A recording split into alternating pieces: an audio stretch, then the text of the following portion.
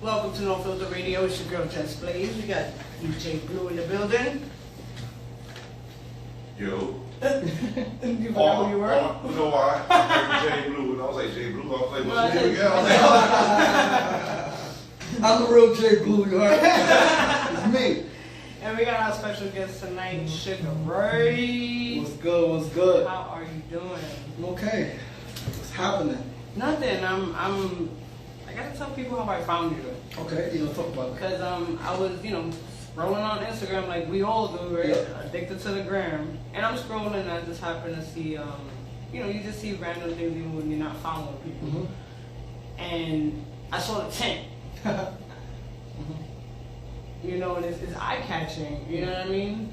In a bittersweet way, you know what I mean? It's eye-catching. And I was like, what the hell is this dude doing on the tent on a corner? And then I read the caption, and I'm like, oh shit. And I'm like, you know what? This is fucking dope. Like, here it's not a white man doing this. You know what I mean? It's a young black man, trying to take a stand and trying to be a voice. Well, not trying, you are a voice in the community. You know what I mean? And you're trying to make a difference. When I read about what the purpose was, I was like, that's amazing. And if people can't see that, if the city can't see that, you know what I mean? They're just robbing the community of something that could be so beneficial and even profitable for them too. Yep. Because that's what they care about. Yep. Is, can we make money from it? Can we make $1 from it? You know what I mean? So it'll definitely be profitable, but more so, it'll be profitable for the kids. Yep. And for the community. Absolutely. And it's like I said, when I saw your page and I saw your post, I was just like, I didn't know you were an artist though. I had no idea. Wow. I swear I had no idea. I thought he was just like a dude that was just here to make a difference, you know what I mean? Let his voice be known, you know what I'm saying? But I had no idea you were an artist. And that makes it even better too, because now you can, we're going to get into that soon, but hopefully you implement that into your music as well. Well, not a music artist. I don't make music. No? No, I'm not a music artist. See? Oh my God. And so that's what's so beautiful but challenging when, people say artists, right? People, based on who you tell you're an artist, they're going to have normally a preconceived notion what that means. When I tell most people I'm an artist, they ask me about paint or draw. Okay. Right? That was going to be my next guess. And then some people say, oh, music. I'm like, no. Right? So what is it? Film is art. I'm a filmmaker. I'm a writer. I'm an author. I've written books. I've written magazines. I've written articles. Right? I have a blog. I have a website. Right? So I'm in other people's books. I'm a speaker. Speaking is art. Communication is art. Right? I went to a school, elementary school in Queens, PS111. It was a communication art school. Okay. All right, so we forget that communication itself is art. Media is art. Creating content is art. You know what I mean? So I'm an artist in that way, but I'm also an artist in a way that, so art, again, we, a lot of times when we talk about art and people being artists, is really rooted in what people are doing, right? Which is cool, but art is a being. Art is an expression of self, right? So literally how you live your life, if you do it in a way consciously, is art, right? So like they have an organization I'm part of, it's called the Art of Living, right? And so my truest art is that I bring people together, right? I have a vision for humanity, I have a vision for this world, and I'm working to execute that. And I use different means. I use, health, right? I do a lot of work around physical health, mental health, emotional health, right? Activism, right? So and it's mental health, right? So like activism. So what I did with the tent, the hunger strike, that was really a result of my art, right? Like I'm an artist, and I'm thinking like, how do we got a message, right? We got a need that we want. We have a vision that we want to execute. How do we get it? Because we need the space to execute that vision. How do we get the space? Did you think about this on your own? Yeah, this is my own vision. Yeah, this is my vision, which is why I But did you? So how did it happen? Like, did you just like wake up one day, have your coffee in your mind, and was like scratching your head, like, what am I gonna do today? Like, so I'll tell you. So I'll stand on the corner and just not eat for 2 weeks, So I'll tell you. So again, I've been doing this like conscious, activism work for the last 15 years. Right, I came from prison in 2007, changed my life in 2008, and since then I've been committed to building my community. And I'm always thinking about, like, again, as an artist especially, more creative ways to get my needs met and the needs of my community met. Right, it's not just about asking us how do we get something creative, we think outside the box. And so just me always thinking about that, always working to push the envelope. Back in last year, so we've been fighting for this space, organization I'm part of, Western Queens Community Land Trust.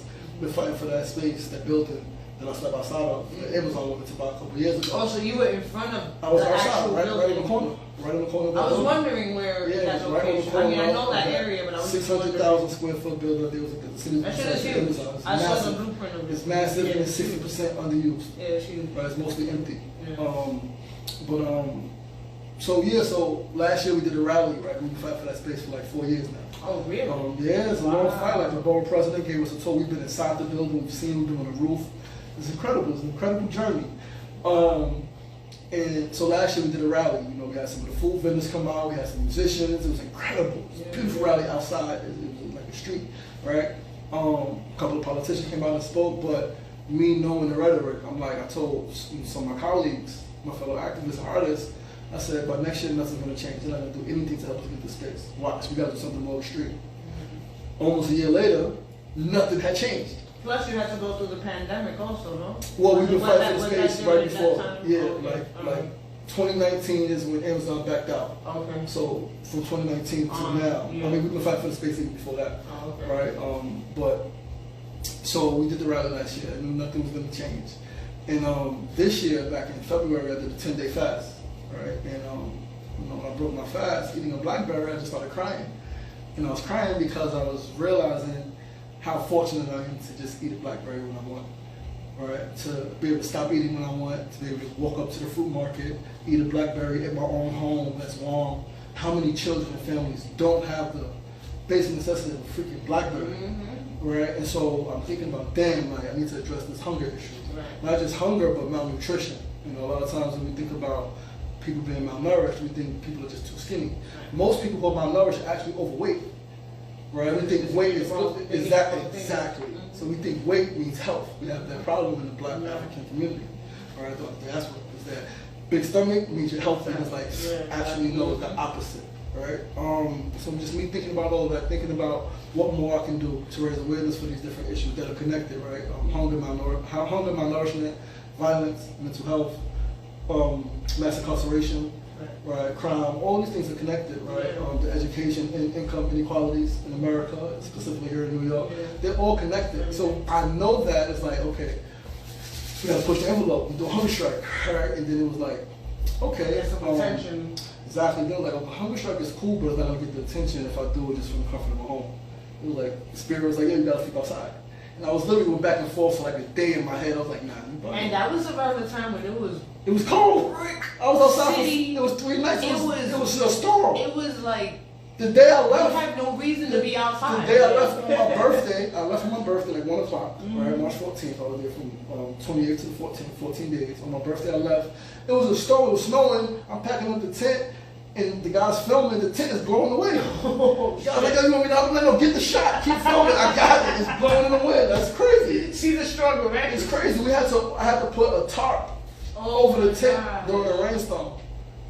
Right? During the rainstorm, I had to put a tarp over the tent. Did you have, what did you have inside the tent? Was it just blankets? No, I had a bed. I had a bed. Oh, so, yeah, imagine a yeah, Posturepedic and stuff. Nah, one of my friends who lived right across the street, he bought me like an air mattress? No, not even. He bought a mattress for a twin-size mattress in his house. Oh, shit. From the bed.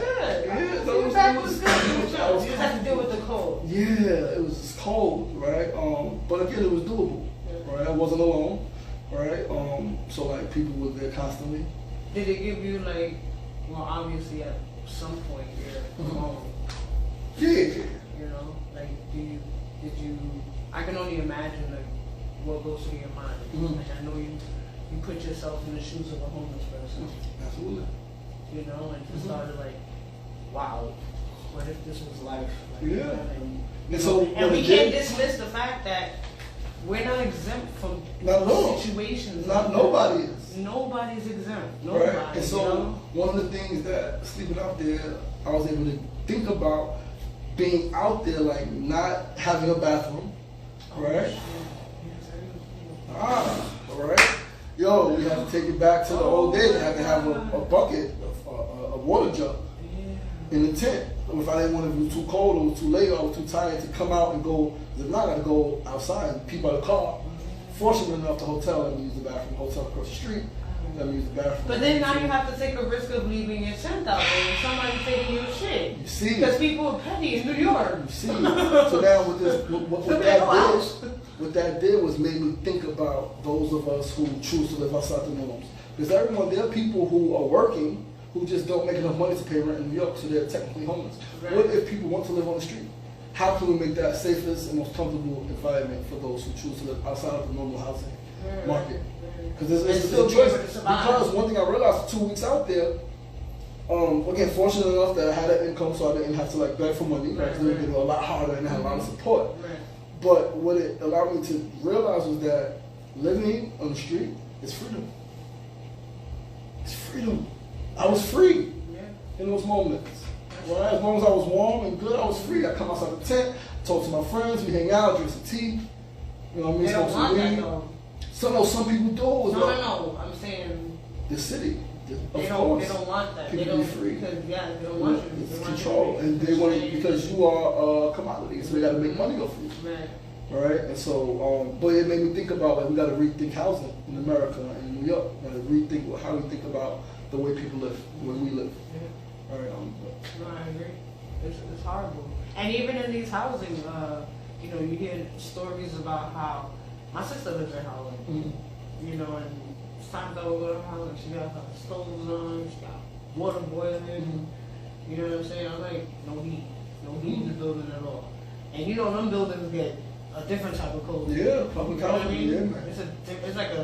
It's like a cell block code. Man. You feel like you're in jail, like for real, because the walls are cold. Yeah. Housing walls are hella cold. But yeah, that's amazing, man. That's like truly amazing. I was moved by that. That's why I felt like I had to reach out to you. I wasn't sure if you were gonna hit me back. I was like, I wonder if he responded. You know, social media is iffy. You know what I'm saying? Like sometimes people hit me up and they're like, are you a bot? Or do you respond to your message? I'm like, yeah, I respond to my messages. So I wasn't sure if you would respond. You know, because I know that what you were doing was so good and positive. Thanks for reaching out. out. I'm happy that you did. Yeah, I had to because I wanted to know more. Yeah. You know, it's one thing when you read about and you see still pictures and some videos, but then it's another thing when you actually hear the story in depth. 100%. And you hear where it started from and why, and then I hear the passion in your voice. So I know you're not just doing this for clout. Nah, this you is. know what I mean? Trust me, I know. Yo, there's no question about that at all. It's so bad because you know the world of activism has gotten so bad because there are, you know, people who react to situations that we call activists, and they just react. When something happens and they do something to get attention, and then there are those of us who are actively day in and day out working to build a better community and a better world. Yeah. You know, I've been doing this again, for the last 15 years straight, consistently. But even before that, like as a kid in South Jamaica with my granddad giving them turkeys, right? Even when in Queensbridge as a teenager, 14, 15 years old, we're already in the streets, but we're part of a team program and we're doing canned food drops. Yeah. You know what I mean? We're taking college trips. Yeah. Right? So I've always been active in some type of way.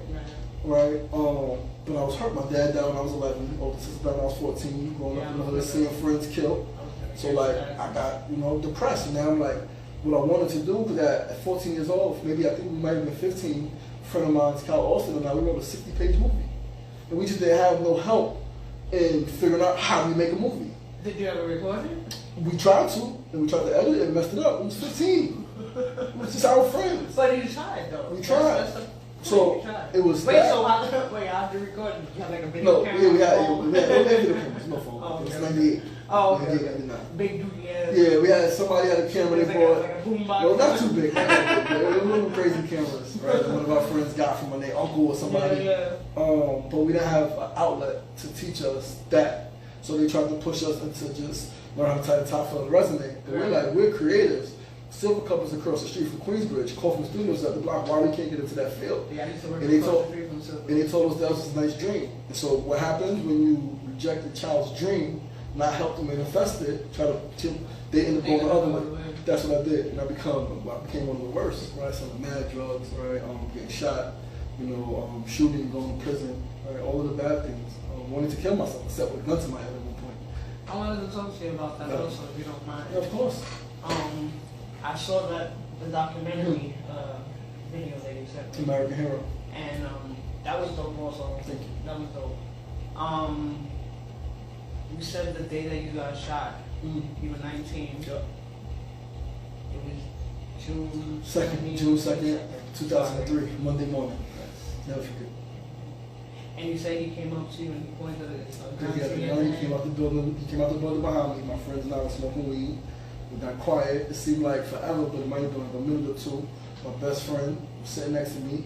He was like, oh shit. I followed his face. When I looked, the guy was in front of me with a gun in my face. I looked him in his eyes. He had a mask on. I looked him in his eyes. And then you said he shot you in your legs. He loaded the gun. He shot he had the gun in my face. In both of your legs? Yeah.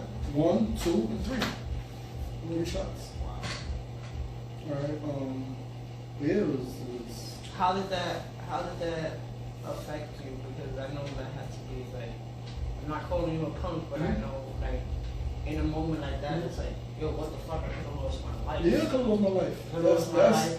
That's chilling, smoking a blunt with my people. Like, I mean, we had beef, like, so it wasn't it wasn't random. Oh, it wasn't like it was a random person doing something random. yes, I did read that. That's what followed with you, unfortunately, getting incarcerated. Right? Well, separate situation, but I had a gun because for a year we tried to kill each other. Yeah. All right. But what it did for me, I mean, physically, all right. It was funny is that in the moment I didn't know I was shot. I was so mad, and I was trying to get up and chase him. I was like, I can't move my leg. Yeah. What the fuck? Then my friend saw my friend crying, saw all the blood. So then physically after that, like, I had to. It was emotionally crazy because my girlfriend at the time had to basically help me shower. I couldn't wash up. I couldn't sit, and I couldn't stand by myself. Right? I'm shot both legs. So I'm like, how do I wash? Right? And so she had to show me. That shit was so like humbling. So humbling, right? When I was, sitting. You don't appreciate your limbs when you have them, and even down to your pinky, like yeah. you get a paper cut, and you're like, oh shit, this is out of commission for like 2 weeks. But what it also did for me, as I mentioned in the documentary, when I realized my life was changing was when I heard he got killed, and at first I was happy, but then a few days later I was really sad because I'm like, damn, we was both victims of the same struggle. If we wasn't in the streets gambling, playing CeeLo with our egos, the beef never would have started. Right, so yeah, I can say he shot me because he physically did, and so I got an issue with him. But it's bigger than him, and it's bigger than me because it's not just him and I. It's not just us two black men. It's multiple black men beefing with each other, killing each other, warring with each other over a lifestyle that was perpetuated against us. Right, like we got to do better. And so like ultimately, what being shot did for me was actually in the long run made me love my people even more, realizing that we're all hurt. For the fact that one black man, he was older, I'm 19 years old, he was almost 30. The fact that a grown man wants to shoot a teenager over some fight, some dice within a fight, That's a problem in our community that we gotta address as a whole. That's mental health. Exactly. That's a mental health issue. That's what people don't think of when people think mental health. They think mental illness crazy, in a way, or they think just mental illness in a way is diagnosed. It's like the fact that I'm willing to risk my life and my freedom over something that's not threatening my life and my freedom is a problem. It's a problem, a reflection of lack of self-love. Right? So, yeah, it's deep. It's deep. It is. Society. Because a lot of people don't even understand these thought processes. Right? Because a lot of us are not thinking for ourselves. And I'm going to go to food. We're not thinking for ourselves with a clear mind because we're eating the wrong foods. We're drinking too much, we're smoking too much, we're having too much sex, we're too inundated with media. Right? And we're eating the wrong foods, so our minds are not clear. Definitely eating the wrong foods. I mean, I constantly see it. I'm a foodie. And I'm a cook also. Yeah, nice. So I'm always like watching videos. Chef Ramsay is my other Yeah. But you know, you see, and I'm happy to see it too. But you're seeing a lot of like people of color posting videos about eating clean, you know, and eating healthy and things like that. And the food is amazing. You know, my father always tells me, "How do cows survive?" And I'm like, grass. And he's like, "And you see how strong they are, right?"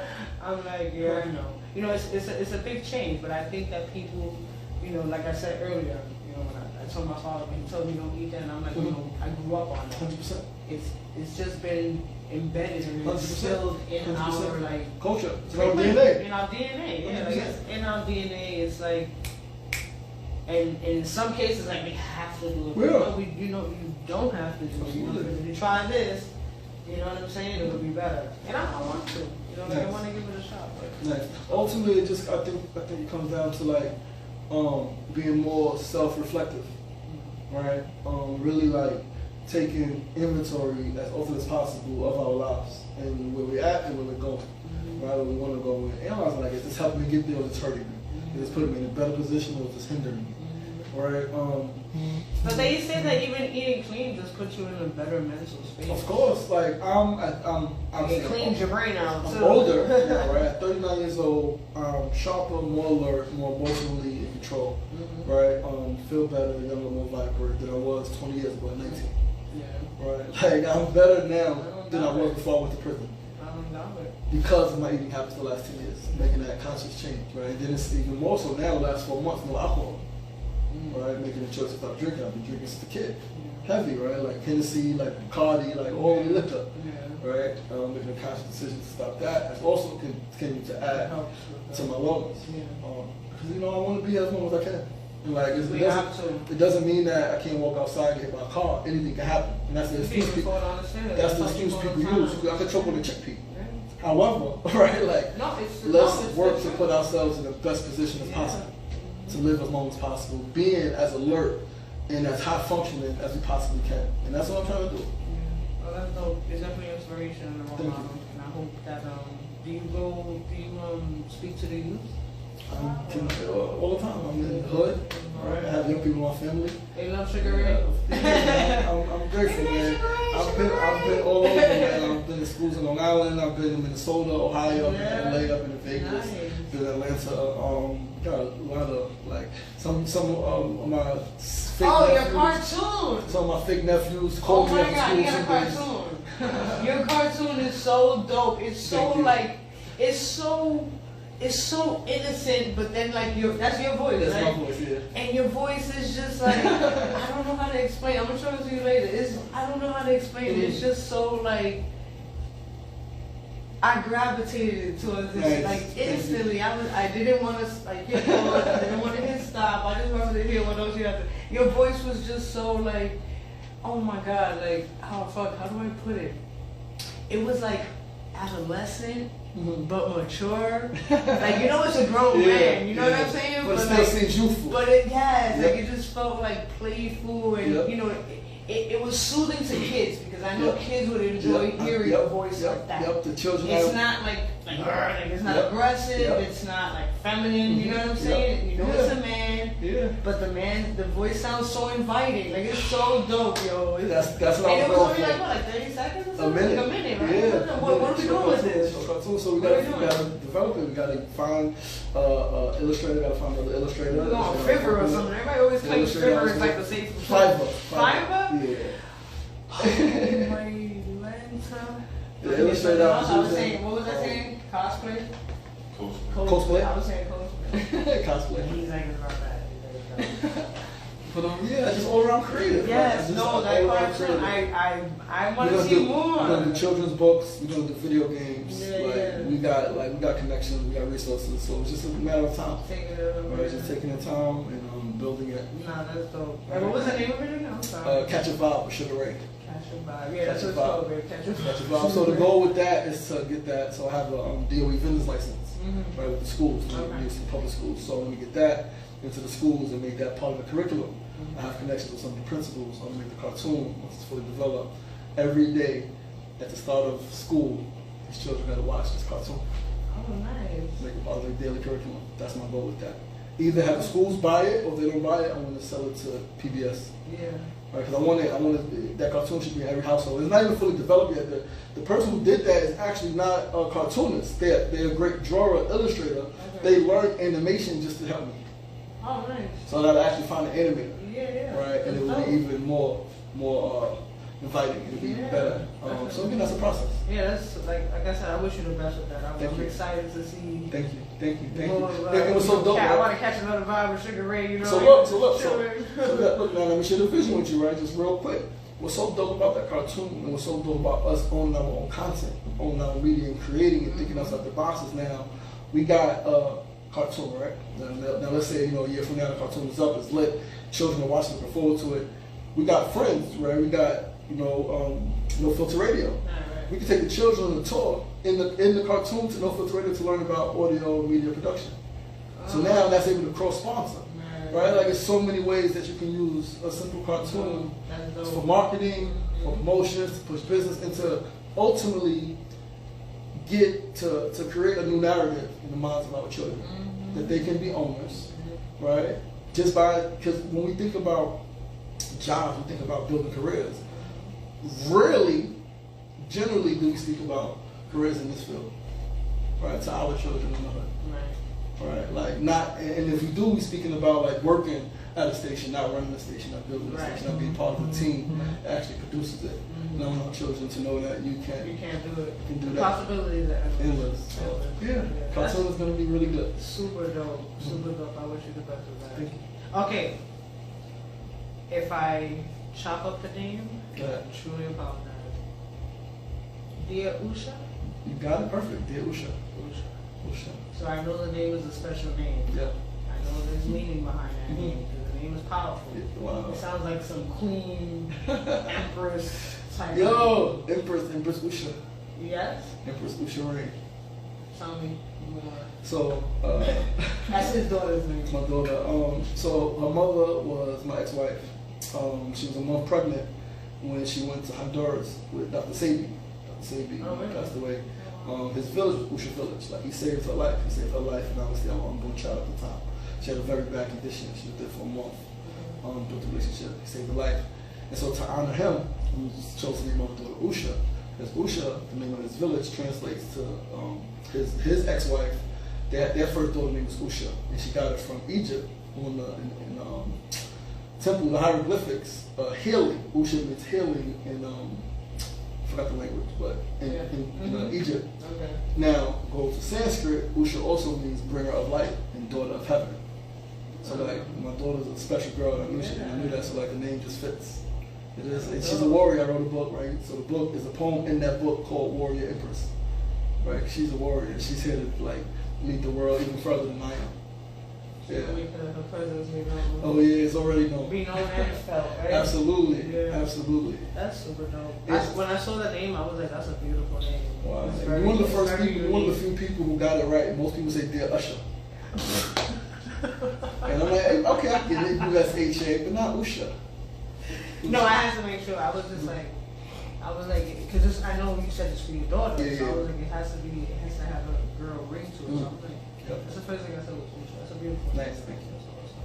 So you have anything going on, like coming up? What you got cooking up? Mad stuff, man. We do a weekly grief support group. right? In Queensbridge at the community center, Jacob Reese, right? Shout out to them for giving us the space. You know, my co-facilitator, you know, two fellas, you know, incredible spiritualist, spiritual guide, you know, Reiki master. She leads the meditations and she does sound baths, started a group, Urban Vegan Roots, a restaurant that I partner with, they sponsor, you know, giving us vegan empanadas every week because we know that, like, you know, when people talk about grief and talk about the problem, they want to eat. Yeah. Right? Food is a love language. Food is life. Food is life. Like, right. I'm going to get food tattooed right here on my neck. I'm going to have a taco right next to it. So I love it. That's all right, babe. I got this one right here. Yeah, I love food. Like, I love food. I have such a liking for food. It's just amazing. I just can't eat spicy food. Oh, wow. I wish I could. I can't. I can do like mild jerk, and if I have to still have like a big ass cup or something. Him on the other hand, he's Jamaican. He eats Jamaican peppers where he been sweating and stuff, and I just how do you do it? My grandfather called me a fake Jamaican back in the day. My grandfather was from Jamaica. Right? Because I couldn't eat the spicy food. And he kicked me out and told me to go back to my mother. No way. For like 4 weeks in a row, I went over there and he brought me the spicy food, and every time I told him I could not eat it. So he kicked me out and told me to go back to my mother. Right? Are you serious? No, he said, go back, he walked me to the bus, put me on the bus, so the bus driver right before the last stop, his mother's gonna meet him there. Sent me home. I was there for 20 minutes. With you. He said, this is your own church. Look, when I went back, right, I stayed home for a couple weeks, so I went back over there like 3 weeks later, maybe a month. He didn't even offer me. He gave me the money and said, "Go get." He took me to the rib shack, get the American food, get the Yankee food. Go get the Yankee boy food. I was like, "Hey, I want mac and cheese and ribs, bro, and yams." I don't want this. I don't know. I can't. Yo, I'm sweating. It's so hot. I'm sweating. And you know what's crazy? That like, yeah, like that. Shit, in my house, they didn't want it. I'm like, shit, more for me. Yo, I'm telling you, like, when I make it for him, when you cut it, when it was one time I cut it and I had an itch on my lip, all I did was go like this. When I tell you my lip was on fire, like you would have thought I went like this and rubbed it up. Oh man, it's like instant spice. Yeah. I don't know how they do it. My palate can't take it. But yeah, so food. So we got the grief support group every week. What else is happening? There's so much stuff. May 13th in Queensbridge, I'm finishing a 4-part workshop series on optimal health and wellness I was doing with the community center out there. This one is on communal health, you know, how the health of your community. Do you have flyers for these events? It's online, yeah. I sent it to you. I sent it to you. So that's May 13th. And then just did a new contract. I'm going to do a 2-part series June and July. Outdoors with the community center in the neighborhood on gun violence in America. And the first one is about the impacts of gun violence. I was talking about like why it happens, you know, why people use guns, right? Why and how guns come into play, you know, some things we could do about it. And then the second part is going to be really healing from the impacts, right? Healing from the traumas of gun violence. We talk about forgiveness, we talk about accountability, you know, we talk about a few different things related to like healing. So that's coming up. I got a Roku network. I'm on my own Roku network. Yeah, so I'll be launching that. Ideally, realistically, probably like in June. Okay. All right. With that, you know, got my talk show, the Suga Ray show. All right. Off and on, I've been interviewing people for the last 14, 15 years. Blog Talk Radio, video interviews on site. But I'm really going to bring it all together, compact it, focus. All right. Yeah, so a lot of stuff, man. A lot of stuff. I got some more books coming soon. Always just working. Yeah, I want to read one of your books. Yeah, I got you. Recommend one to me. I've been looking for a good read. Got you. I mean, the Usha is great. I actually was funny. Well, not funny, but the challenge. They're gonna make me cry. The Usha is incredible. It's a collection. I'm a cancer baby, so you know we cry. It's a collection of letters. Everybody cries. Oh, I'm gonna cry. Everybody. Because it's letter stories. Can you put like tissue in the like insert like a bounty? So I gotta read. No, just slip a bounty in it. Like, just right on the insert. Like, open it. Oh, bounty. Okay, then open by. Okay, Suga Ray. You know. But yeah, there's always, you know, a lot of stuff happening, man. That's awesome. I'm actually really happy that I reached out to you tonight. Thank you. Also, I'll send you this info. There's a what's the name happening in DC in September 29th to October 1st. A World Culture Festival. So I'm part of Art of Living Foundation. Oh, okay. They do. They've done 3 in the past. forgot what other country did it in, but 2.5 million people, almost 4 million people, doing like 700,000 people, like 3 of them. This is the first time in America they're doing it. The first day that they launched, they put the tickets out. Tickets are free. 20,000 tickets on the first day, doing it at the National Mall in DC. So I've been with the organization for like a year doing this breathing, right? Like different breathing techniques. I met the organizers for the festival last Saturday. I'll probably be a speaker at that event, so that's gonna be big. That's gonna be big, right? Awesome. So yeah, prior to that, Labor Day weekend, we're doing our third vegan festival. We do a vegan festival in Queensbridge where from 12 p.m. to 8 p.m. we give out free vegan food for the whole community. People come out. We have games. We had a clown last year. We had a DJ. We have music. And people just vibe, hang out, sit down, eat. Yeah. We got yoga. Listen, that's what's needed, man. Yeah. There's so much in-person interaction because people rather text or people rather just let me send you a comment or let me, you know what I mean? Like let me just like your picture to acknowledge you. And it's like the lack of communication and just feeling people's energy when you're talking, you know, and seeing reaction. Yeah, body language. Like everything, like body language is everything, and it's good to talk. Yeah. It's healthy. It's good to share space and time. Yeah, you know what I mean? I want to hear your thoughts. I want to read that shit. Like, you know what I'm saying? I don't want to read a post. You know what I'm saying? Like, let's talk about what the hell you're trying to say on this post. You know, make it make sense. You know? So, all of that stuff is happening, man. Got a clothing line, lifestyle apparel brand, we building, so just step by step. We building, man. We building. Shoot, you better get yourself a cone. I called one of my partners down in New Orleans earlier today.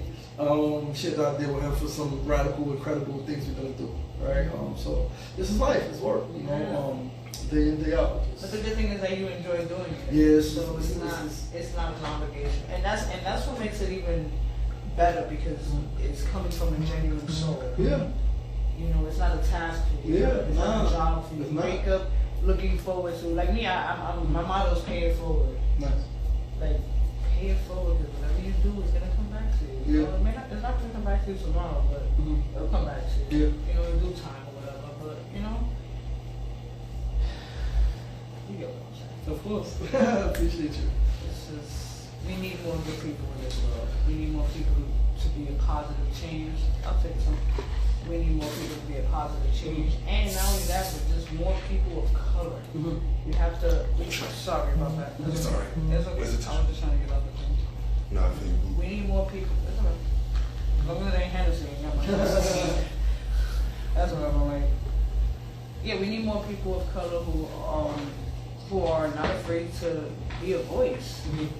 You know, get out of that stigma, like stop being a statistic. Yeah. When you see videos online, and you see people fighting, or you see this black woman going crazy in the store, and some people praise it like, yeah, wild the fuck out. And it's like, nah, like get out of that stigma of people saying, oh yeah, well, typical black chick. Get out of that. Yeah. Change that narrative. You know what I'm saying? Because it doesn't have to be that. You know, black women are better than that. They should be better than that.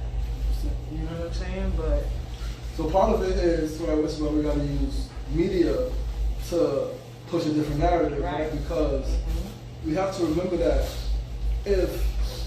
so one thing that has happened was we as a society across race, across everything, have this us and them mentality where those people do that, right? Whoever those are. I don't do that and turn our nose up, right? Forgetting that just as no one person rises above the condition of the community, no one person falls below the condition of the community. So if there's any one person behaving in a way that any other person could think is downgrading and disrespectful, then it's your responsibility to help them, right? And if you know, as that person say, if you got nothing nice to say, don't say nothing. If you're not going to help, then don't do nothing to hurt. Mind your business then. If you don't care enough to do something about it, if it's not your business, then mind your business. But this is what happens. Our people are we're so jacked up. We'll talk about somebody say, why are you talking about people mind your business? I don't even care. If you don't care, why are you talking about it? So either you do care and you just don't want the responsibility of helping, right? Say that. Or you really don't care. If you didn't care, you wouldn't give it attention. Right? So like we just gotta be honest with ourselves. Like, yo, we care. It makes us like, if you see somebody doing something, if it's your race, if it's your class, if it's your, you know, if it's women, whether different races, it might make you feel like, damn, like sis, like bro, like come on, you better than that. Yeah, so then say that and pick a person up. Don't kick the person while they're down. And that's what we do, because hurt people hurt people. So when somebody's down, it's easy to kick them, because then you don't gotta look at your own shit, the own stuff that's jacked up with you. Right? And so we gotta get back to admitting, like, yo, listen, I'm jacked up in this way. I'm not where I would like to be. I'm not where society says I should be, whatever. Yeah, lack of accountability is rampant now throughout society, right? Yeah. Nobody wants to be accountable. Nothing for nothing. Right? And so that's part of it. It's okay. Like, it's okay. Nobody's perfect. That's the beauty of being a And that's why I just be accountable. Nobody, like, we all working through shit. Yeah, we all got shit to deal with. We all got our own shit in our backyards. Yeah. We all got our own issues. So it's like, who the fuck am I to be walking around thinking I'm better than you? I'm perfect. Like, we both fucked up. Yep. And we both struggling. But now we both trying to make it. But now what that is so real. Even in that, what happens with that is like, yeah, we also don't think that we can learn from each other. So yeah, we all got shit that we fucked up, but if I made it in this way that I'm struggling to and I'm good, and if you're struggling in that way, why would you not take my advice? Why would you not want to fuck with me and allow me to? Exactly. It's pride, part of it. Pride and ego. Oh yeah. Pride, ego, and jealousy. Mm-hmm. Because sometimes it's like, oh, I want to, like you said, pride, they're connected. And more so because you are my peer. Yep. How could you be? How could you be better than me? And I refuse to ask you for help. It's like, because now I feel less than you. Because I know I'm better. Yep. As opposed to saying, I want to be just as great as you. Yep. I see you're doing some things that I admire. However, there are some people that, some people will go and reach out to others, like, for guidance or whatever, and there'll be some people that will just be like, oh yeah, no, they snobby. It's of course, absolutely. Like super stonewall, they won't share no information. It's like, why are you being so selfish when there's so much money in the world? You're holding knowledge, of course. So much money in the world, part of it is space and everything. So part of it is this, right? Part of it is that, so they have these, I don't know if you get to ebooks, right?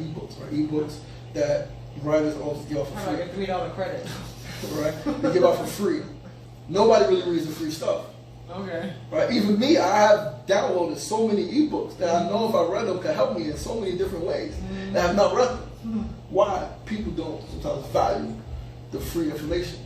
Right? And so if you come to me for advice, based on my experience, now not me personally, I give freely, but some people get into the mindset of like, if you really want it, pay me.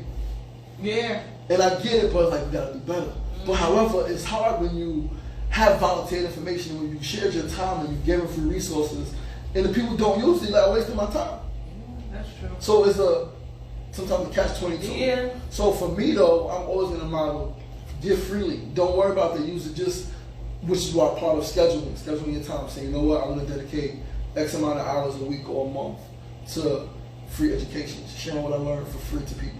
Well, it takes money. Don't, but I know this is part of my commitment. So we got to think about. I think about that. Some people don't. Somebody's gonna pick that up. Somebody's gonna pick it up. And what do they say? As long as if you can at least tap into one, and that's more than I hate that. Why? I hate that mentality. Because if it's a group of 30 people, obviously, if you got nobody, if you got one, it's like, yeah, like, be thankful. But the goal should not be only. People go in with that goal of only getting one. Oh no, I'm attacking everybody. People I'm go, just saying. I only get one, and I get it, but it's like, nah. Yeah. That is a terrible percentage. 1 of 30. It's not good. You're not pushing yourself. Push yourself. Right? How can I reach as many as possible? Right? Because a lot of times, what happens with teachers or coaches, right, people, leaders,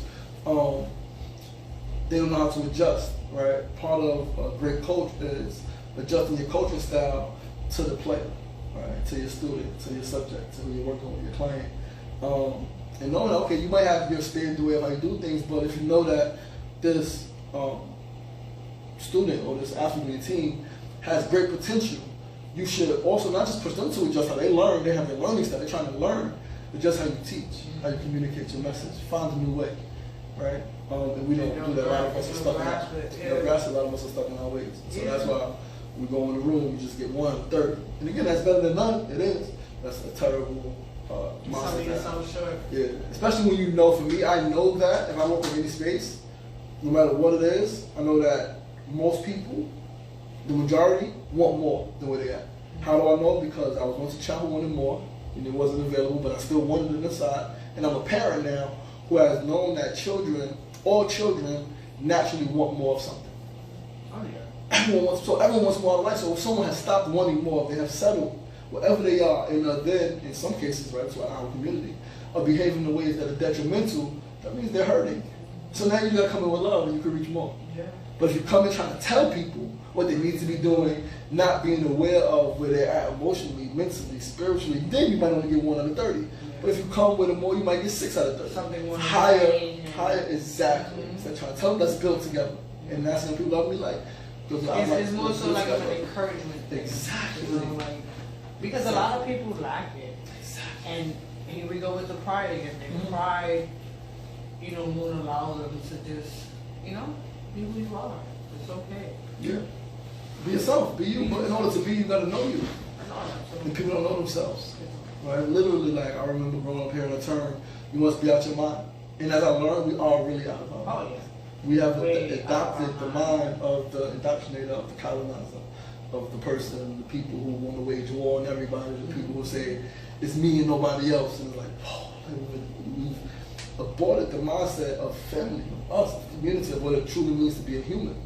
Right? Across race, what it means to be a human is to exist amongst others, to share space and time, and to figure out how to build together in the most harmonious way possible without harming one another, because harming another is harming self. We have to know that. Harming the earth is harming self. We have to know that. But we've lost that. So part of the responsibility is just teaching the old ways. Right? And part of that is meditation. Right? I teach meditation. Right? You gotta meditate. I need to learn. Sit by yourself. I do. That's it. And that's meditation. There's transcendental meditation. Sit by yourself. You create a mantra. Little birdies were supposed to like go. Yeah, You I remember butterfly. But yeah, meditation is a great way to help people I want to go learn. deeper I mean, inside. I understand you saying that I do meditate, but I don't feel like I meditate. Like I want to like,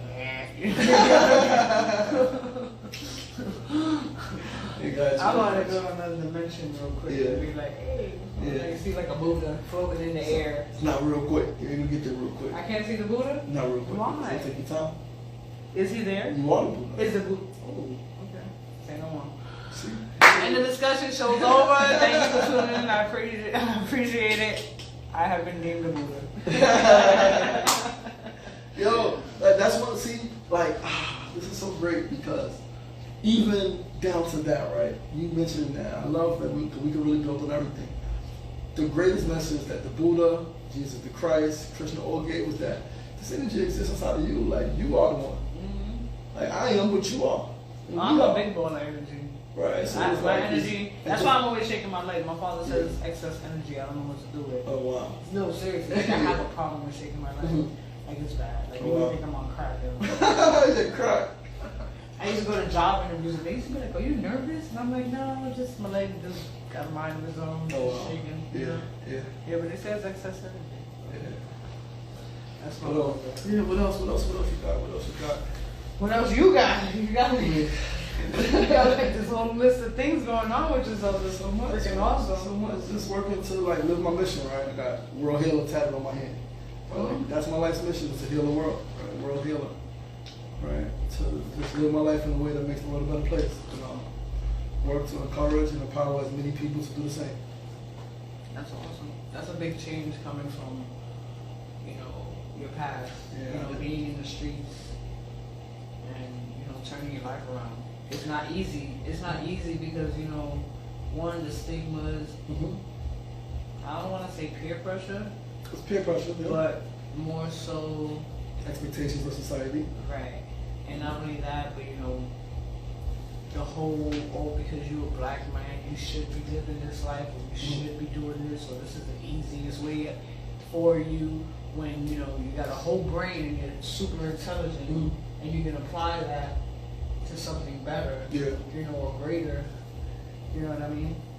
But we've been in prison. Our minds have been in prison. 100%. And, you know, TV don't make it any better. Music don't make it any better. Media don't make it any better. You know, we're about to lose the dollar. We're about to lose the dollar. AI they said by 20, what were we in, 23? I think they said by 2042, over, I think they said like 30 or 40,000 people will no longer be employed. Yeah, even more than that probably. Yeah. Even more than that. The bots are popping up all over the place. I be in Stop and Shop and they have the bots in Stop and Shop. Yeah. And I be like, and they be like, they're like my height. They're tall. They're like my height, and they're gray, and they got like a whole big bottom, and it's like skinny, and like it's like they like it's huge. Crazy. And they go through all the aisles, and it's for spills. Wow, crazy. Isn't that nuts? Crazy. I haven't seen one in person.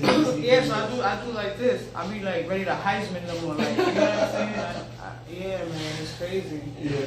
And yeah, robots, they're taking over the world. AI is taking over the world. You see how I can... This is how real it is. This is how fucking scary it is. I'm recording, man. Yeah. I can go home. Yeah, you can take it and change the words. No, I can take your... I can snatch your audio. Yeah. And, you know, I saw a video earlier. This guy was like, somebody could take my voice and call my children up and tell my children to come outside. Yeah. Yeah. And they'll come outside because they think that they're hearing daddy's voice. Yeah, 100%. That's some scary shit. Absolutely. Even down to crimes. Like, you know, I can accuse, you know, I can say that I'm Suga Ray and I was, I committed a crime. Oh, the YouTube went off. And that's what I was telling people to watch on YouTube. Oh, is it? Oh, I'm sorry. Yeah, it should be. I think but yeah, like, that shit is scary. Yeah. You know what I mean? How it's like, where the fuck did this shit come from? Even though I know it's probably been cooking up for some time. Yeah. You know what I'm saying? But I mean, they've been making movies about it for 20 years, 30 years. They've been making movies about it, right? So it's like, but this is just so. It's like, yes, things are scary, right? Especially robots, because Frankenstein was built the monster to destruct self, right? So, but it's like when you understand it, it's nothing to worry about. Because it's like it's the process of humanity. It's the evolution of humanity is changing, right? Like they have a thing, transhumanism is going to be a real thing. Humans and robots blended, right? We don't like to think about that. We don't. It's like far off, but it's like, yo, it's real. So like, how do we prepare for it? They also said that the AIs are meant to get smarter. Yeah.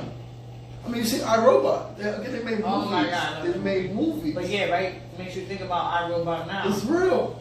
And what was that other one? I don't know, it's a lot. When I think it was with Tom Cruise, when they were locking people up. They were locking people up for premeditated crimes. Oh, I know what you're talking about. I know what you're talking about. I don't really know. Yeah, the robots were locking people up for premeditated crimes. So you could be thinking about a crime and come in like 3 weeks from now. Yeah. Like, now we're gonna bag you up right now. Yeah. Before you get to do it. It's crazy. So what does that mean then, right? As the world's changing, those who care have to get into each other, right? You find your tribe, plug into your humans. Right. So that, because no one has all the information, no one knows how to figure it all out, but together, right? That's my motto, together we ride. Together we'll be okay. Together we'll navigate our way through this changing world, right? And as people are falling off and people are being chipped up and people are being, all this other stuff is happening. Those who find your tribe, get together and share information, right? I know how to do X, Y, and Z really good. You know how to do A, B, and C really good. They know how to do D, E, F really good. We need to be sharing resources, get together so that we can protect each other because we are family. And so it's like, it's opportunity. It's an opportunity for those who say they really love the world, they really love God, and they really love the universe, and they really are good people, to show it. Don't just talk about it. Now is the time to show it, because everybody's life is being flipped up in the air, one way or another. Everything is a gamble right now. And so it's like, plug into each other. And everybody's a liability. You see what they said about Jamie Foxx, right? Let's build. He just caught a brain aneurysm. I know, and they finished the movie with a stunt double. Of course. Of course, I mean, this is business. They're supposed to do. Stop. Like, oh, whole production. Nope. It's alright, he's almost half dead, but let's continue rolling. Take 3. Like, really, people? Like, people have no hearts and like, they're just so cold. It's sad.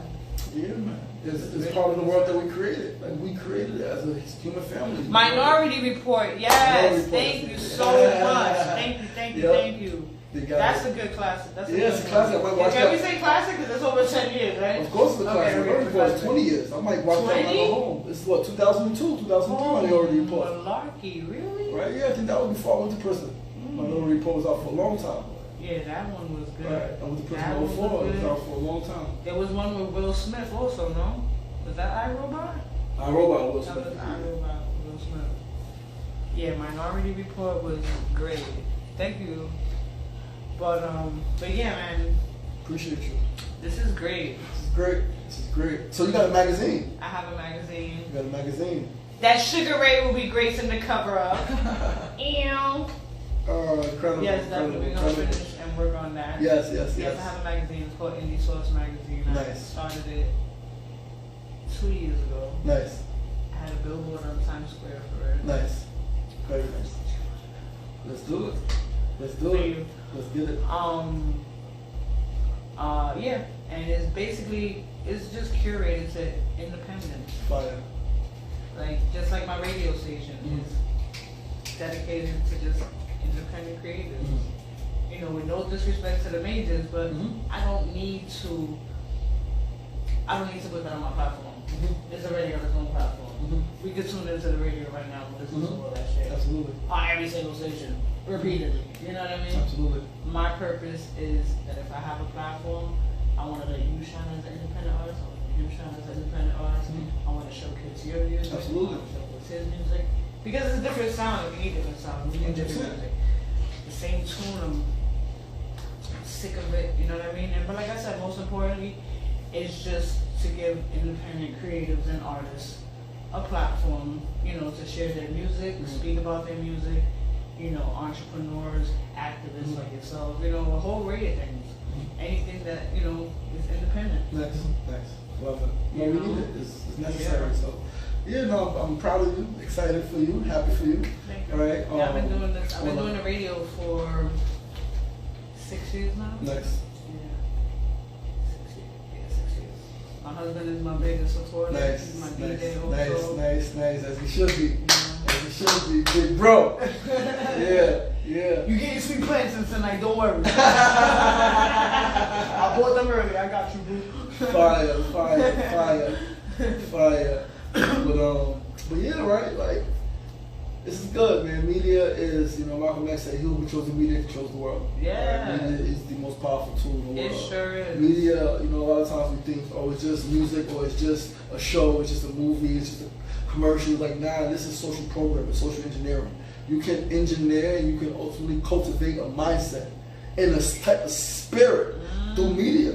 You can create violence, incite violence through media. You can incite more crime. You can incite hate. They've been doing it. Yeah. We just gotta now Do it in a positive exactly, because it's just a tool. We have to remember that it's not that media is bad. It's not music is bad. It's not, no, it's that the way it's been used has been used to self-destruct, has been used to demoralize, has been used to dehumanize, but you can use the same tool to empower. You can use the same tool to inspire. You know why? Because we've been so programmed to enjoy violence. 100%. Like it's like intriguing. 100%. Yeah, ooh, you know, like, and it's horrible. If you think about it, like if you really think about it, it's like, damn, we really enjoy someone getting hurt.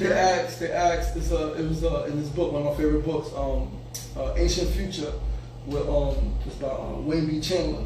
Arthur Miller is a quote from Arthur Miller, right? Arthur Miller says something like, "We are violent because we are violent." Yeah. So it's like people's like, "Well, what do you mean, right?" 'Cause in our community, I told them I'm doing a couple things in the next couple of weeks about violence. Why are we so violent? We need to. We're violent because it's violent. We're violent because we enjoy eating meat. Yeah. We enjoy the chicken being slaughtered and the cow being ripped from his family. Yeah. Right? We enjoy, as long as it's not my child being killed, somebody getting their ass whipped. Yeah. Right? Somebody getting, oh, they deserved it, wasn't deserved it. And it's like, whoa, like this Erica Ford, right? Big time activist from Queens I used to do some work with. She used to do a poem at funerals and at assemblies and auditoriums at schools. Don't cry for me because subconsciously you killed me. Right? And people are like, oh, because how real is it? How real is it if we're sitting here, 3 of us here, right? And we're listening to music about people being killed, and we're in a video, yeah, die, anybody can get it, you muscle mind, that you violate, you gotta die, da, da, da, da. And then now, somebody we love gets killed. It's gonna hurt, but we have to be accountable, knowing that we helped cultivate that energy of violence, and that's what people want to be accountable. Right? So like that's what we're going to talk about. We're agreeing with it. We're agreeing with it. Yeah. And actually not just agreeing with it, we're adding fire to it, adding fuel to the fire. Right? But like, yeah, kick his ass. Yeah, fuck her up. Yeah, oh, he deserved it. Yeah, I would beat his ass if that was me. And now when it's somebody you love, it's like, oh, give them more grace. Oh, you should have been, you couldn't forgive you. It wasn't that serious. None of it is that serious. So let's all like do better. Right? And it starts with the power of the mind. The power of the mind, and it starts, yes, it's all the mind. It starts with the mind, but it's also remembering how we treat the lesser of us. If we treat animals, we treat babies like nothing. People beat and kill children, then they're gonna kill an adult. Did you hear about the woman that people beat their own children with belts? She stabbed her 2-year-old daughter. This is wild. And then she cut her up. And then she ate her liver while she was singing nursery rhymes, okay? It was wild. It's wild. She was eating. It's wild. It's so wild. Right? So like even think about that, eating liver. I ate liver when I was young. Right? I just said people are barely responsible for themselves. That's true.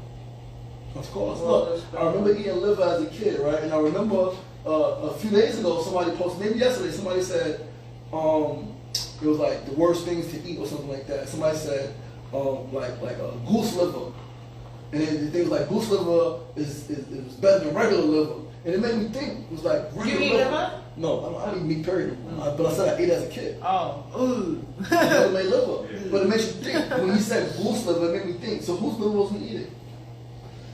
What liver was we eating? This liver's still in the store right now. Whose liver is it? I never ate liver. That's a cat down the block.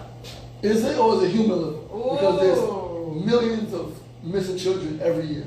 And if you look, hex cells, human embryonic aborted fetal tissue, hex cells is in different products that we drink and eat. It's in Pepsi. You can look at it. They have hex cells in Pepsi. It's in McDonald's products. Human embryonic, it's aborted fetal tissue. They use it for flavoring. People are wicked. And so now it's getting us to, oh, it's okay. So now when it is time to eat another human, because cannibalism has happened, it still happens. Cannibalism is still, right, in some parts of the world, people don't see nothing wrong with eating each other. If they're dead and it's the last thing, like we're going to eat it, don't let nothing go to waste. But it's going to come a time, because of famine, when either you're going to eat those plants, or you think you still need meat, you're going to eat your fellow brother or sister. So we're already being indoctrinated into it by eating the meat, by eating the liver, by having the Pepsi with human embryonic tissue in it. They're priming us to eat each other. So this world's going to get worse. They're creating a zombie apocalypse. Exactly. You see, you know it, brother. Like it's ever. So we got to pay attention, and we got to teach and talk to each other and help each other heal and get in a better position. Using economics right now, whatever the currency is, use it to build, get land, figure out how to secure your thing as much as possible. And you know what they did at Madison Square Garden already, right? What? They have like kiosk machines. Like, so you know when you go to Dave & Buster's? Yeah. And you put the money in the thing and it spits out the card with the money? So that's what they have in Madison Square Garden. They don't want you to use cash anymore. Oh, really? Yeah, man. Cashless society. They want it to be cashless. Card. So that's horrible.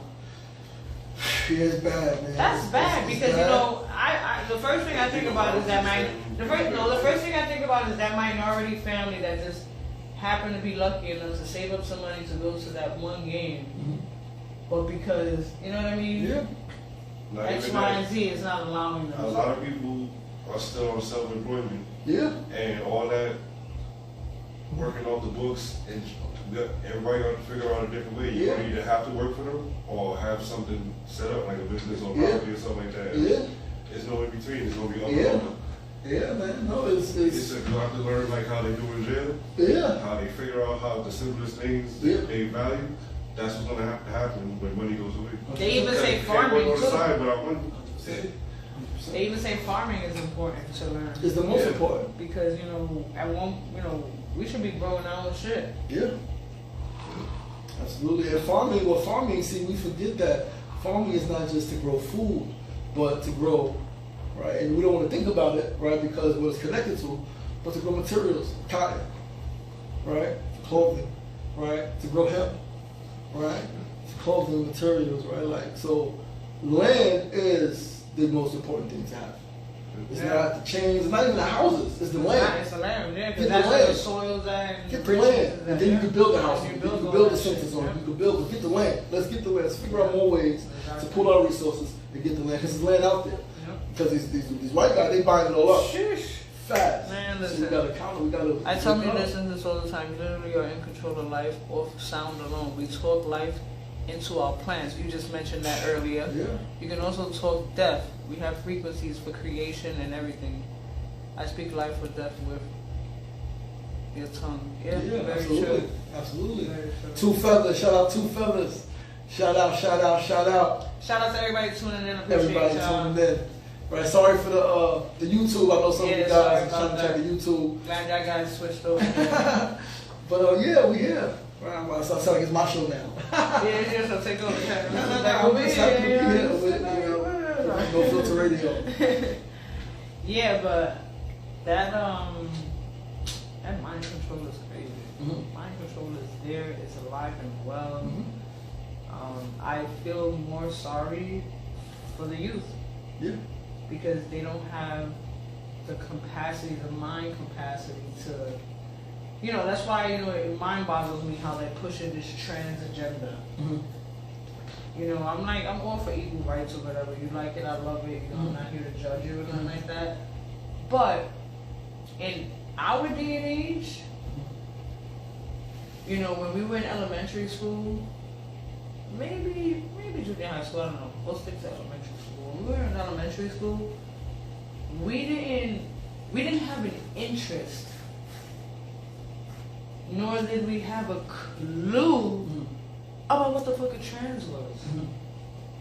That wasn't in our like academic daily thing for us to do. It wasn't in the like, you know, it wasn't a conversation because it didn't need to be a conversation because it was inappropriate and it was not age appropriate. I mean, I'm sorry. It's not age appropriate, and a child at that age does not know to make the conscious decision of, oh, now I want to be a fucking boy. No. I'm sorry, I hate to believe that. Yeah.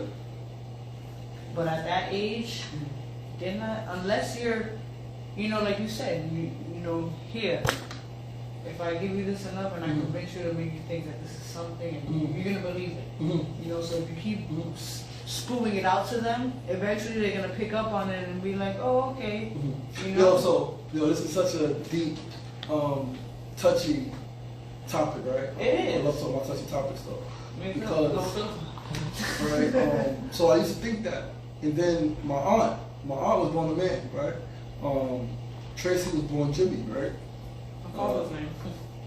And up until a few years ago, I didn't really know the story, right? Oh, you didn't know that Tracy was Jimmy? No, I knew, but I didn't know like the story, like how like Tracy like feelings, like. And a few years ago, speaking to my aunt, she made it clear that she said before I was conscious of anything, I knew that I just didn't feel like the other boys did around the neighborhood. And this is Tracy's 75, 76 now. So Tracy was talking about knowing in the 50s, in the 40s, that she felt different as a young boy, internally growing up in South Jamaica, Queens. She said, I remember being a boy in the basketball, watching the other boys play basketball. And I was 7, 8 years old. I didn't want to get that, so I went to watch them play. And I didn't know why I went to watch them play until I time on. I liked watching their legs, I liked watching their bodies move. So I knew I was different than the other boys. This is in the 50s, right? So it was before an agenda, it was before the media propaganda was out there. And so it made me think, right? Because I'm a thinker, I like to really think about these affects our community. It's not like just those people, this is our family. My aunt, Tracy, was born a man, and my Uncle Wayne is bisexual, right? So this is my family, right? So I need to think about it, right? Be conscious, be aware, right? Have some sensitivity to it, really think about it. And what it made me think about So I understand people say, yo, you know, and I spoke to Tracy. Absolutely, Tracy agrees at 74 years old that there's an agenda to push certain things, right? Because it's out there more. She said, yo, it's my business. It doesn't need to be public. If I can make it public, it's something different than just freedom. Exactly. Right? But this is what it made me think about. So I think that consciousness exists outside of the body, right? It's an age-old philosophical question. Does the mind exist outside of the body? Does consciousness exist after death? It's like, yes. You can remember past life. Therefore, you, in the next iteration of life, you remember a little bit of this in some way, right? So consciousness exists outside of the body, and if we know that the chromosomes X, Y, X, X, right? If we know that in intercourse, and as the sperm is fertilizing the egg, that based on a lot of different factors, it could be different. If we know that, then we add consciousness. It's like, could energy that was more feminine in one life come back in this space as a male with a penis? Yes, absolutely, scientifically, yes. If you think that consciousness is outside of the body. If I can remember my past life, I was a woman or feminine, then I'm still attracted to a certain energy that I missed, and I'll come across it. It's like, oh, I'm like, so I don't know, but I know it's something to think about, and I like to take that approach. My nephew now, because I had a niece, and now I have a nephew, because my now nephew is identified as a boy. He's only 14, I believe. And this has been going on, I want to say for about 3 years, right? About 3 years. So tough. So, since about 12. So tough. My now nephew already knew. See, but the thing about it is like, I knew. I was even longer, right? I knew. You know how sometimes and most of us, you know sometimes you see a little children, kid, and you see a little girl, and you're like, I hate to say it, but you're gonna be gay when you get older. Yeah, no, you have it. We do that. It's in the DNA. You see the energy. If they're born. That's with why more. That's why when people be like, oh, you can't be born gay. Yes, you are born gay. You can't be born gay. How about this? How about this? I like the radio show, No Filter. I've never shared this on an interview before. Me and my bro was talking about this years ago. We think that every human, because gender is in all things. Gender is in all things. Masculine and feminine exist in all living entities. If that is true, then that means every human is born with the potential to be homosexual. Because you have masculine and feminine genes in you. Yeah, that's true. It becomes a conscious choice what gets cultivated. But if you have masculine and feminine genes in you, then you have the potential to like either or. Yeah. To have a physical attraction to either or. Yeah, that's true. Right? Two Feathers said, I think they can make it less about gender parts and more about energy you identify with. Most don't understand we have both. Being gay is not a choice. A chemical makes you attracted to a particular sex. We attract to pheromones, am I saying that correctly? Not choice. Yeah, that's true. Yeah, man. But yeah, so you know, like I said, since about 12 years old, he was identifying now as a boy. And I thought that he was just gonna be a gay female. You know what I mean? But she was just gonna be a lesbian. Yeah, but no, she was transitioning into now wanting to be identified as a boy. And I'm like, you know what? You know, I want to even build on Two Feathers' point, right? One thing, so now going back to, is there an agenda? There are people who I know have experimented with homosexuality, same-sex relationships, because they've been hurt. Right, and they feel like it's so that's a choice. Yeah. That's a choice. Right. So we say it's not a choice.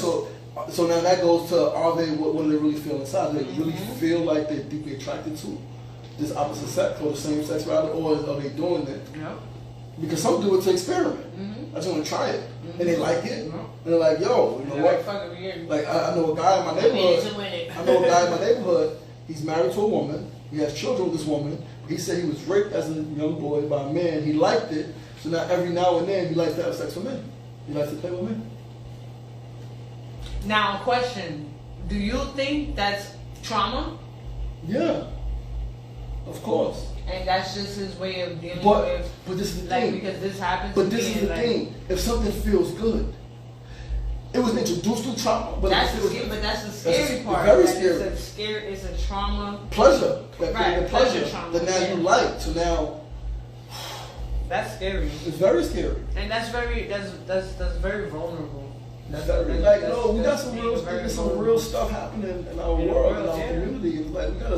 It's an endless conversation. It's an endless conversation. It's about again acceptance, like acceptance and like understanding, like and just like through communication, realize that we're family. Even if we don't agree with each other, we gotta figure out how to live on opposite sides of the world because our lifestyles are in opposition of each other. Even if that's the case, let's be honest about that and be like, you know what, like. Yeah, it's okay for me not to agree with it. It's okay. It's okay. It doesn't change you as a person. It doesn't mean I don't love you because I don't agree with your lifestyle. Right? But then even now, it's like, why? It's just so deep because it's like, why is even a conversation about agreeing with someone's lifestyle if it's not impacted? Why do you have to agree or not? Like, why is everybody's opinion about somebody else that living their life bothering you? Mind your neck. That's what they used to say, right? No, it's so deep. It's so deep, so deep. And we can go on and on about this conversation. It's awesome. I love conversating about things like that. Between that, conversating about aliens. I got a question for you about aliens. Marvin the Martian will come and get me. Do you think, bro, it's a question I asked somebody 12, 13 years ago. Haven't asked too many people this question, right? But, you know, we say that, you know, it said that, we all come from the same place, right? We all come from God, we all come from source. And it's like, okay, yeah, we all come from source, we all come through a woman's womb, right? We all come from the ethers. But because Earth is always in motion, the universe is always in motion, right? It's always expanding, it's always moving, things always moving. Therefore, in any given space, there's always a different ratio of chemicals in that space, right? Yeah. How are we all the same? Do you think that we are all literally the same, or are some of us more or less? I think we're different. Oh, we're absolutely. Like, not just different in terms of personality and life, but I think that our makeup, we made them up the same things, right? Like the same elements, but I think we have different amounts. We're absolutely different. Which brings me to my clothing line that I'm trying to push out. It's called Stay Unique. Nice. And it's not spelled S-T-A-Y. It's spelled entirely different for the purpose of being unique. Nice. Nice. But the purpose of the line, stay unique, you know, the mottos be you, stay true. At the end of the day, no one can ever be you. Nope. No one can ever be him. Any man that comes and tries to emulate you or him will just be an emulation. That's it. It would just be a bullshit ass carbon copy. Yep, facts. But what you have, your DNA, your soul, your genuineness, your character, you know, just everything. That can't be duplicated. Can't be duplicated amongst you, can't be duplicated amongst him. Nobody. And that's the beauty of being unique. Yeah. You know, so it's like stay unique. It's okay to be who you are. Be you. Yeah. Stay true. Stay true. But yeah, no, it's the truth, you know? Like, people are so consumed with wanting to be like other people. Yeah. And it's like, I'm the motherfucker. Because they were told, I'm out the box. Because they were told because they were told from birth that they were never enough being themselves. That's why. You gotta understand that, like, there's no effect without a cause, right? Everything that is because of something that happened prior. When it comes to that, people have been told from young, like, you ain't shit. You ain't gonna be shit, right? You ain't and good that, enough. Unfortunately, has been instilled in Of course. a young black man's brain. And you know what's the saddest part? Everybody. You know what's the saddest part? So we want to be like people. That a lot of times, and this has been going on for years and years, and even when we were kids and we were in school, because I fucking heard it firsthand. You know, you have teachers that'll be the first ones to tell a little black boy, you ain't gonna be shit when you get older. Yeah. And that's sad, yo. Yeah, man. That's sad. That's sad. People don't realize how much words impact. Yeah, man. You know? And to say that to a young mind. Words shape spirit, right? The word literally, like, it's literally like the word gives life it gives form to the formless. So we have to be very aware of what we say to each other, to ourselves, right? What we think to ourselves, about ourselves, and about each other, right? So yeah, so we're on a journey. We're on a journey to make the world a better place. Thoughts, mind first, mind, heart, spirit, body. Right? Start here, start with self, and just like radiate. You know, be the best possible examples that we can be. Right? Of life, of love, of success, of health, of compassion, all of these things that we hold dear. Let's exemplify them in real time in human form. Right. I'm happy I have the pleasure of knowing you now. Thank you. Yes, we I locked look in. forward to, We locked in. No filter radio family. I'm here. yes, Let's I go. look forward to building with you, possibly participating in any events you have going on, supporting whatever you have going on. You're a good name in Queens, so that's great. If ever you need a platform, you know what I mean? I'm here for anything that you have going on. I'm more than happy to, again, participate in whatever you have going on. Thank you. I love your movement. Thank you. It's awesome, Appreciate and you. I can only hope that, and I know I know you're inspiring and motivating the youth and everything else, but I can only hope that people would, like you said, don't talk about it, be about it, do something about it, because you have the ability to do it. Yep. You know, and these young kids don't know. I just had to talk with my son the other day. I'm like, man, I need to be your age. You know, I don't live with regret. Like, I have no regret in my life. I'm happy with my life. You know what I mean? But you always have that. Of course. Man, if I would listen to my mother when she told me to stay in that goddamn class, and I kept skipping that class, you know, I would have got a 90 instead of 80. You know what I mean? But yeah, please keep me posted on anything you have going on. Let everybody know how they can follow you, find you. Yes. Keep up with anything you have going on. So we go on Instagram right now. You can definitely catch me here. Suga Ray 4506, SUGARAY 4506. Twitter is the same. Facebook is Suga Ray, SUGA space RAY. But you can definitely subscribe to my website. You know, become a member of my site.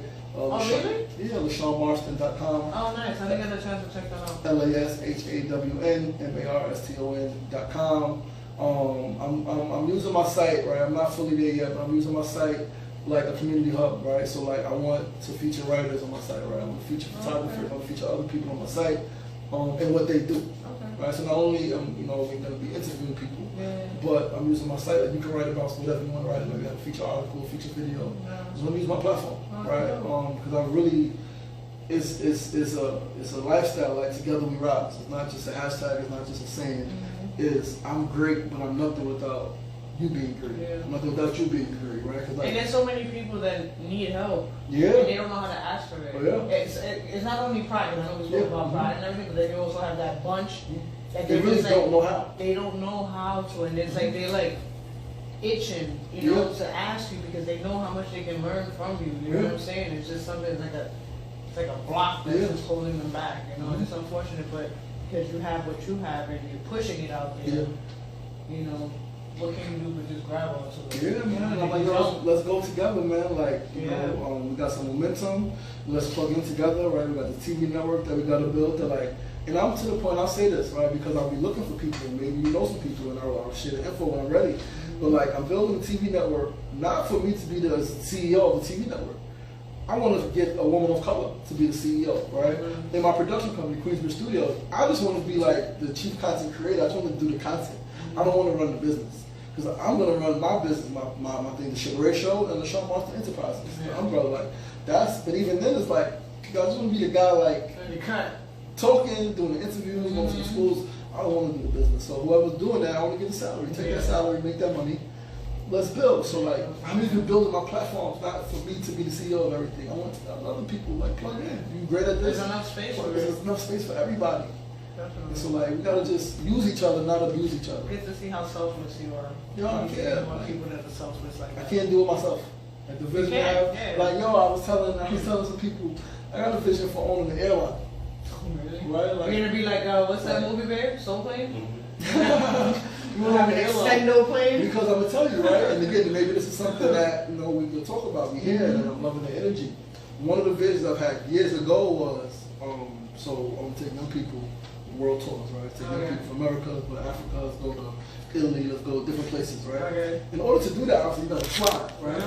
Why would we, right, maybe first couple of times we need to take JetBlue or American Airlines, but after a certain time, if we take, because I got a goal to take 500 young people, I'll take 100 young people from New York City, 100 young people from DC, 100 young people from Chicago, 100 young people from Atlanta, 100 young people from LA, to Africa, that's 500 people. Why would, if we don't have to, maybe the first time we got to use American Airlines or that airline, but why would it not make sense to be like, you know what, how do we get an airline that we can do it regularly all the time, right? Well, like, we can get the sponsors and we can make the money. Yeah. So it's like always thinking about ownership, thinking about if we're going to do something, how can we reap some of the benefits of the thing we're going to do anyway? We're going to travel anyway. We're going to travel anyway. Why keep giving the travel money away? How can we get some of the travel money on the airline? With an airline, what else? I want to get a fleet of ships. Right? Why? Because my neighborhood, Queensbridge, I grew up in, is right next to the East River.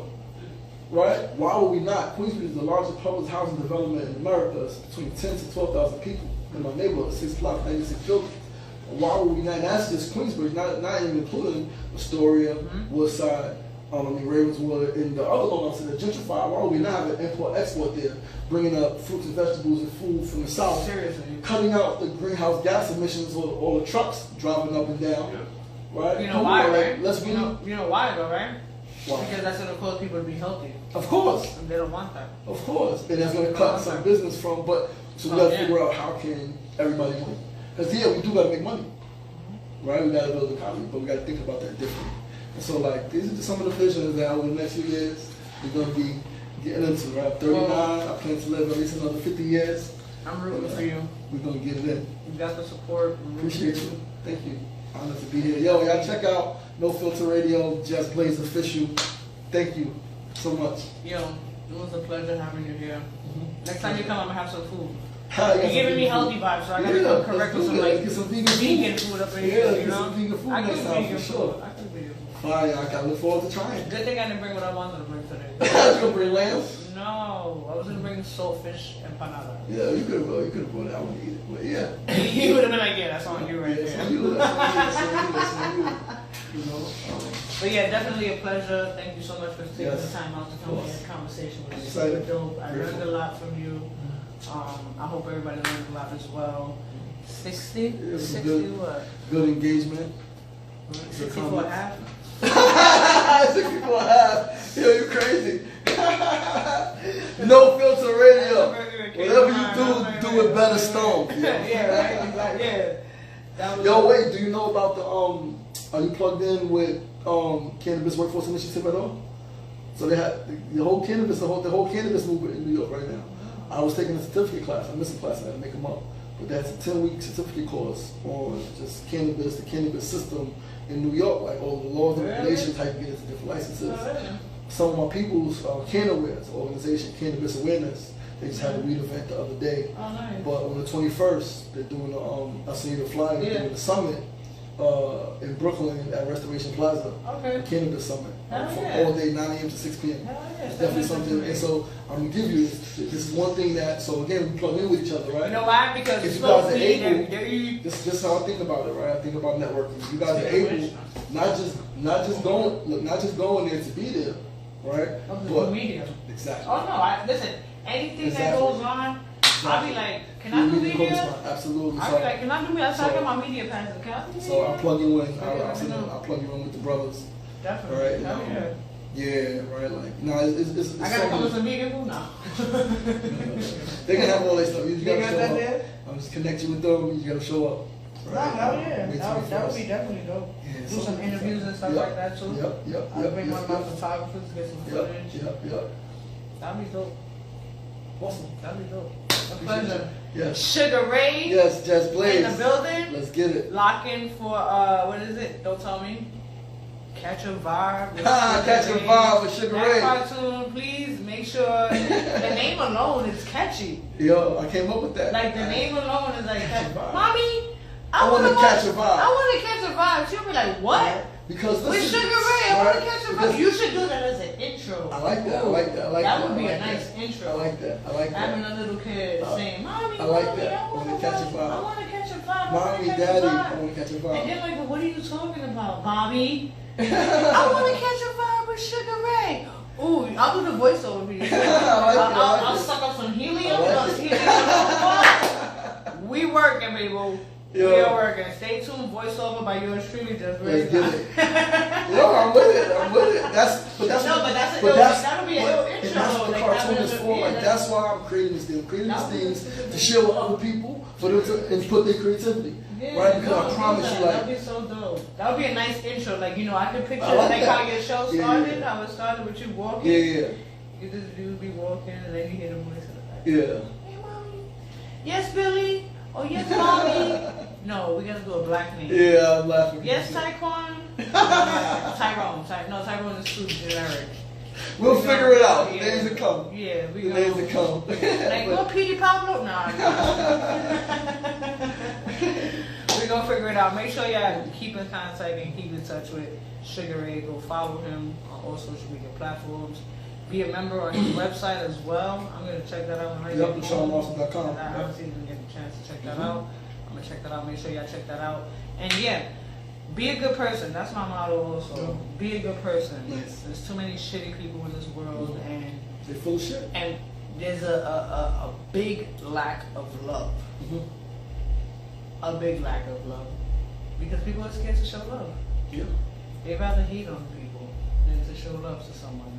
And you know what? Showing love is so much more easier. It's less energy consuming. And it makes you feel good. Or it should make you feel good when you're showing somebody love. Yeah, because you know, when you're showing your own people's love, it makes you feel good, right? So why would it change for someone out on the street that is looking on depressed and shit like that, that's about to fucking kill themselves? Yeah. You know? But what do I know? Suga Ray, y'all. DJ Blue in the building. DJ Blue! It's your girl Just Blaze. We are out of here. Thank you for tuning in.